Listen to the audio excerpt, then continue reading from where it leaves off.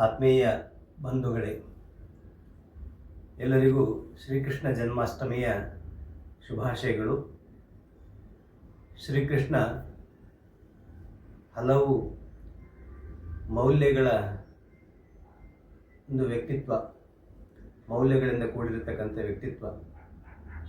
ಎಲ್ಲರೂ ಕೂಡ ಅನುಸರಿಸಲು ಯೋಗ್ಯವಾದಂತಹ ಜೀವನವನ್ನು ಶ್ರೀಕೃಷ್ಣ ನಡೆಸಿದ್ದಾನೆ.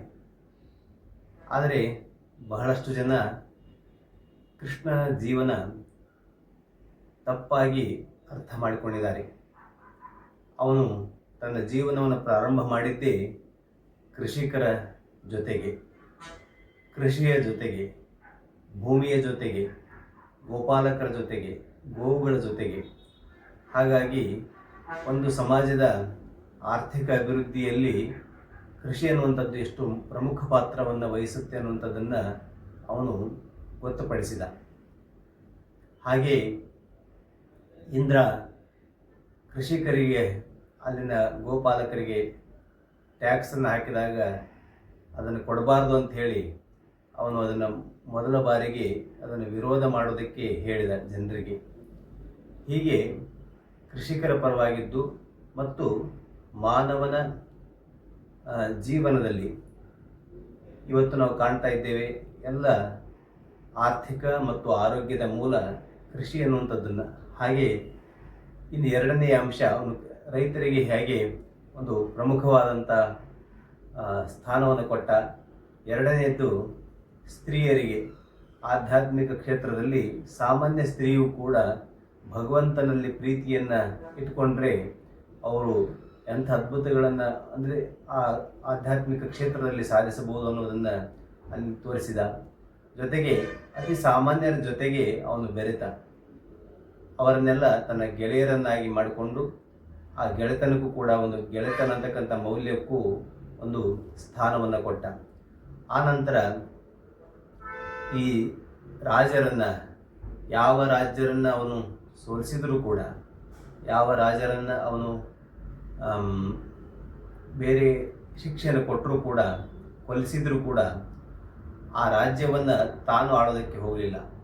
ಅಲ್ಲಿ ಯಾರು ನ್ಯಾಯಯುತವಾಗಿ ಯಾರು ಆಳಬೇಕಾಗಿತ್ತು ಅವರಿಗೆ ಪಟ್ಟ ಕಟ್ಟಿದ್ದನ್ನು ನೋಡ್ತೇವೆ. ಕಂಸನನ್ನು ಕೊಂದ, ಆದರೆ ಉಗ್ರಸೇನನಿಗೆ ಪಟ್ಟವನ್ನು ಕಟ್ಟಿದ. ಜರಾಸಂಧನನ್ನು ಕೊಂದ, ಆದರೆ ಅಲ್ಲಿ ಅವನ ಮಗನಿಗೆ ಅದನ್ನು ಕೊಟ್ಟ. ಹೀಗೆ ತಾನು ನ್ಯಾಯಕ್ಕಾಗಿ, ನ್ಯಾಯದ ಪರವಾಗಿ ಇರುತ್ತೆ ಅಂತ ಹೇಳಿ ತೋರಿಸಿಕೊಟ್ಟ. ಅದರ ಜೊತೆಗೆ ತಾನು ತನ್ನನ್ನು ನಂಬಿದಂಥ ಭಕ್ತರಿಗೆ ಯಾವಾಗಲೂ ತಾನು ಜೊತೆಗಿದ್ದು ನಡೆಸ್ತೇನೆ ಅನ್ನೋದನ್ನು ಪಾಂಡವರ ಜೊತೆಗಿದ್ದು ನಡೆಸಿ ತೋರಿಸಿಕೊಟ್ಟ. ಹಾಗೆ ಅವನ ಜೀವನವೇನು ನಾವೆಲ್ಲ ಅಂದ್ಕೊಂಡ ಹಾಗೆ ಸುಖದ ಜೀವನವಾಗಿರಲಿಲ್ಲ. ಹುಟ್ಟಿದಾಗಿನಿಂದಲೇ ಯಾರಾದರೂ ನೀವೆಲ್ಲ ಅರ್ಥ ಮಾಡ್ಕೋಬೇಕು,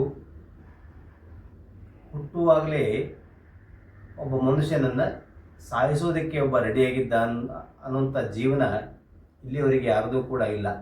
ಹುಟ್ಟಕ್ಕಿಂತ ಮೊದಲೇ ಅವನು ಹುಟ್ಟಿದರೆ ಸಾಯಿಸೋದಕ್ಕೆ ಒಬ್ಬ ವ್ಯಕ್ತಿ ರೆಡಿಯಾಗಿದ್ದ. ಅಂತಹ ಪರಿಸ್ಥಿತಿಯಲ್ಲಿ ಅವನು ಹುಟ್ಟಿದಾಗಿನಿಂದಲೂ ರಾಕ್ಷಸರು ಅವನನ್ನು ಕೊಲ್ಲೋದಕ್ಕೆ ಪ್ರಯತ್ನ ಪಟ್ಟರು.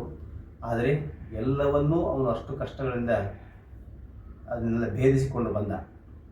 ಹುಟ್ಟಿದ ದಿನವೇ ತಂದೆ ತಾಯಿಯನ್ನು ತೊರೆದು ಅವನು ಹೋಗುವಂಥ ಮಗು, ಆ ವಾಸುದೇವ ಅವನನ್ನು ನದಿಯಲ್ಲಿ ತೆಗೆದುಕೊಂಡು ಸಾಗುವುದನ್ನು ಗಮನಿಸಿದಾಗ ಹುಟ್ಟಿದಾಗಿನಿಂದಲೇ ಅವನಿಗೆ ಕಷ್ಟಗಳ ಪರಂಪರೆ ಪ್ರಾರಂಭ ಆಯಿತು. ಅದನ್ನೇ ಅವನು ಕರ್ಣನ ಜೊತೆಗೆ ಮಾತನಾಡ್ತಾ ಹೇಳ್ತಾನೆ.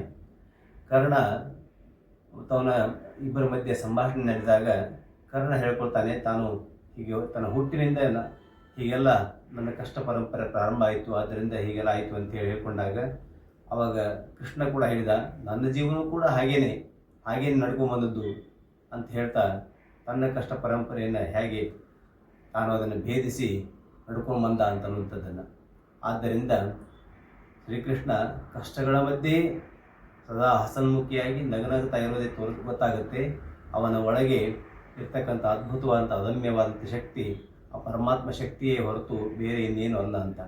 ಹಾಗೆ ತನ್ನ ನಂಬಿದ ಪಾಂಡವರನ್ನಾಗಲಿ ಹಲವಾರು ಭಕ್ತರ ಪರಂಪರೆ ಅಲ್ಲಿ ಇದೆ. ಆ ಭಕ್ತರನ್ನೆಲ್ಲ ಅವನು ರಕ್ಷಣೆ ಮಾಡಿದ್ದನ್ನು ನೋಡಿದರೆ ಅವನು ಭಕ್ತ ಪರಾಧೀನ ಕೂಡ. ಹಾಗೆ ಭಗವದ್ಗೀತೆಯಲ್ಲಿ ಏನೇನು ಹೇಳಿದಾನೋ ಅದಕ್ಕೆಲ್ಲ ಒಂದು ಭಾಷ್ಯ ಅಂತಂದರೆ ಶ್ರೀಕೃಷ್ಣನ ಜೀವನ. ಆದ್ದರಿಂದ ಶ್ರೀಕೃಷ್ಣ ಅಂತಕ್ಕಂಥ ಅದ್ಭುತ ವ್ಯಕ್ತಿತ್ವವನ್ನು ನಾವು ಚಿಂತನೆ ಮಾಡಿದಷ್ಟು ನಮಗೆ ಇಂತಿಂಥ ಮೌಲ್ಯಗಳ ಪರಿಚಯ ಆಗುತ್ತೆ. ಆದರೆ ಜನ ಕೇವಲ ಅವನು ರಾಸಲೀಲೆ ಆಡಿದ ಅಂತಕ್ಕಂಥ ಮಾತನ್ನು, ರಾಸಲೀಲೆ ಆಡಿದಾಗ ಅವನಿಗೆ 8-10 ವರ್ಷ ಅಷ್ಟೇ, ಅಂಥ ಹುಡುಗ ಅವನು ರಸೋ ವಯಸ್ಸಹ ಅಂತ ಭಗವಂತನನ್ನು ವರ್ಣಿಸ್ತಾವೆ ಉಪನಿಷತ್ತುಗಳು. ಆದ್ದರಿಂದ ಅವನು ರಸ, ಅವನು ಎಲ್ರಿಗೂ ಆನಂದವನ್ನು ಕೊಡುವಂಥವನು. ಹಾಗೆ ಅಲ್ಲಿನ ತನ್ನ ಭಕ್ತರಾದಂಥ ಗೋಪಿಕಾಸ್ತ್ರೀಯರಿಗೆ ಆನಂದವನ್ನು ಕೊಟ್ಟ ಅಂತಲೇ ಅರ್ಥ ಹೊರತು ಬೇರೆ ಇನ್ನೇನು ಅಲ್ಲಿ ಅಪಾರ್ಥಗಳನ್ನು ನಾವು ಮಾಡಿಕೊಳ್ಬಾರ್ದು. ಹೀಗೆಲ್ಲ ಕೃಷ್ಣನ ಜೀವನ ಬಹಳ ಅದ್ಭುತವಾದಂಥದ್ದು. ಅವನ ಬೋಧನೆ ಇವತ್ತಿಗೂ ಜಗತ್ತಿನ ಜನ ಯಾವುದೇ ವ್ಯಕ್ತಿಯೂ ಕೂಡ ಭಗವದ್ಗೀತೆಯನ್ನು ಸರಿಯಾದ ರೀತಿಯಲ್ಲಿ ಅರ್ಥ ಮಾಡಿಕೊಂಡ್ರೆ ಅವನ ಜೀವನಕ್ಕೆ ಒಂದು ಬೆಳಕು ಅಲ್ಲಿ ಕಾಣುತ್ತೆ. ಹಾಗೆ ಶ್ರೀಕೃಷ್ಣ ನಮಗೆಲ್ಲರಿಗೂ ಗೆಳೆಯನಾಗಿ ಅರ್ಜುನ ಹೇಗೆ ಅವನನ್ನು ಗೆಳೆಯ ಅಂತ ಭಾವಿಸಿದ, ಸುಧಾಮ ಹೇಗೆ ಗೆಳೆಯ ಅಂತ ಭಾವಿಸಿದ, ಹಾಗೆ ಗೆಳೆಯ ಅಂತ ಭಾವಿಸಿದವರಿಗೂ ಅವನು ತನ್ನನ್ನು ತಾನು ಸಮರ್ಪಣೆ ಮಾಡಿಕೊಂಡಿದ್ದಾನೆ. ಹಾಗೆ ನಾವೆಲ್ಲ ಯಾವ್ಯಾವ ಭಾವದಲ್ಲಿ ಅವನನ್ನು ಸಮೀಪಿಸ್ತೀವೋ ಆ ಭಾವದಲ್ಲಿ ಅವನು ನಮಗೆ ಅನುಗ್ರಹಿಸ್ತಾನೆ. ನಮ್ಮೆಲ್ಲರ ಮೇಲೆ ಅವನ ಅನುಗ್ರಹ ಹೀಗೆ ಇವತ್ತು ಹರಿಯಲಿ. ನಮ್ಮೆಲ್ಲರ ಜೀವನಗಳಲ್ಲಿ ಒಂದು ಹೊಸತನ ಬರಲಿ. ಅವನ ಬೋಧನೆಗಳನ್ನು ನಾವೆಲ್ಲ ಅನುಸರಿಸೋಣ ಅಂತ ಹೇಳ್ತಾ ಇವತ್ತಿನ ಚಿಂತನೆಯನ್ನು ಮುಕ್ತಾಯಗೊಳಿಸ್ತಾ ಇದ್ದೇವೆ. ಜೈ ಶ್ರೀಕೃಷ್ಣ.